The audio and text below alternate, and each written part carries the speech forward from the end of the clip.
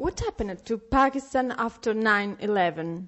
After 9/11, America made a call to the military chief of Pakistan, who had made himself the president, and said that, that either you're with us or you're against us. And they threatened that they will attack Pakistan if Pakistan does not help America in the war on terror.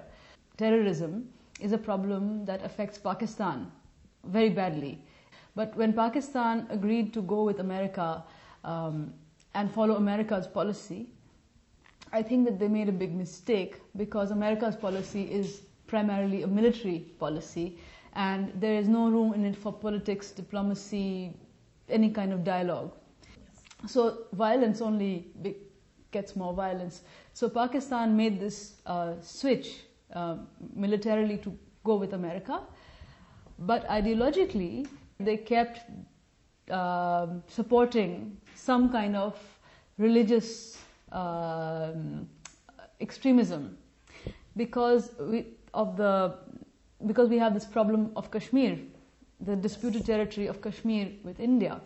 The Kashmiri liberation struggle, which was originally a freedom struggle, a resistance, a nationalist struggle, was given a religious color by Pakistan and other countries supporting the Islamic policy. And the same thing happened many years ago in Afghanistan when Russia invaded. And the Afghans' nationalist struggle was given a religious color. And they said that this is a jihad, a holy war. And jihad does not mean holy war. Jihad means the struggle. It has got nothing to do with religion as such. And the greater jihad is the struggle within to overcome your weaknesses and your personal struggle, to become a better person. That is the greater jihad. The lesser jihad is the one in which you take up arms and you fight for something. But that has many rules which are not being followed in these so-called holy wars. Terrorism is a serious matter that threatens world peace, security and stability. It must be dealt firmly.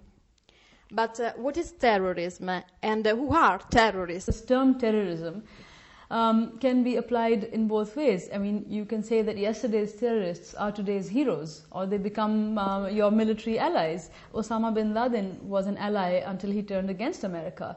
Saddam Hussein was America's ally until he turned against America. So basically, in the world, the discourse of terrorism seems to be defined by America, that those who are against America are terrorists and those who are with America are not terrorists, even if they are following violent policies.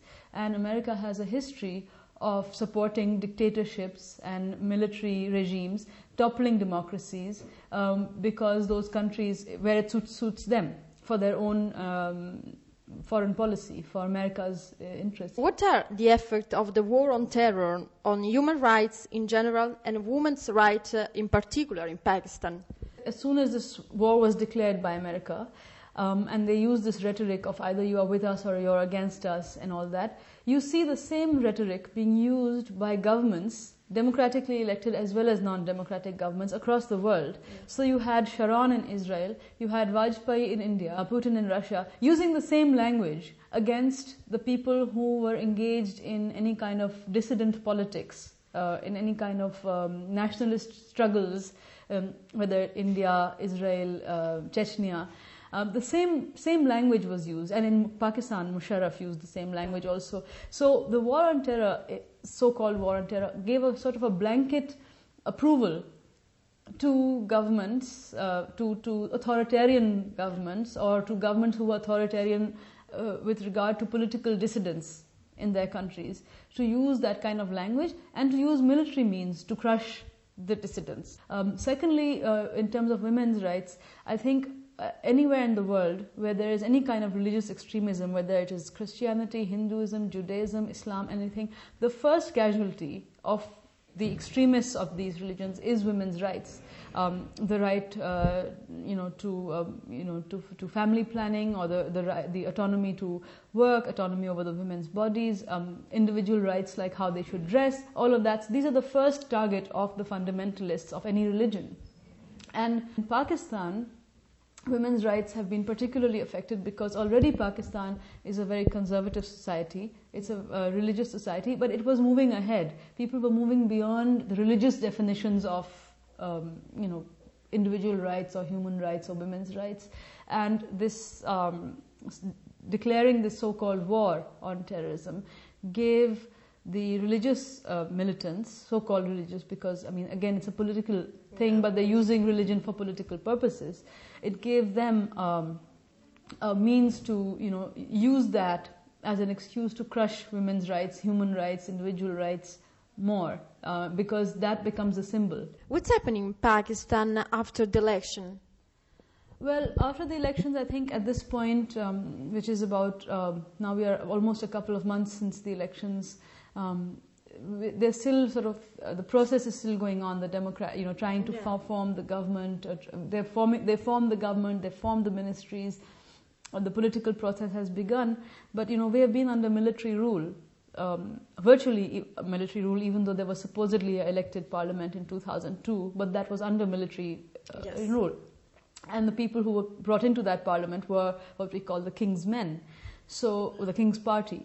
So so now that was 11 years of military rule almost then. And before that we had a period of so-called democracy, but no government was allowed to complete its term. And every time the government was toppled within a year and a half, 2 years, 2.5 years. So we had 4 governments in 10 years, and we've had very few uninterrupted, we have had, I think, no really uninterrupted period of democracy or of the democratic process. So it is a very difficult period because this is the first time that a government has come in with such a big mandate. Benazir Bhutto's party and Nawaz Sharif's party, and they have come in and they were former rivals. They were fighting, and now since 2005 or 6 they have been working together against military rule in Pakistan because until now one political party or other had constantly been seeking military support or depending on military support to stay in power. And I think they realize that for the democratic political process in Pakistan to continue, they have to sustain the political process and not invite the military and not depend on the military, and to make sure that all decisions are taken in Parliament with political discussions. We don't ever have a debate on the military budget in Parliament, and now they might be able to do that because there is this big mandate and the world is watching, and it's a whole different thing. So, but there are all these interest groups that support that don't want democracy to work, that they don't want the political process to work, and they want the military to stay in the background, watching, keeping a look, and being the overall threat. So those forces are very much at work, and they include the intelligence agencies of Pakistan, they include some of the political parties, they include some elements within the military, although the head of the military right now has taken a very clear position so far that we will not interfere in politics.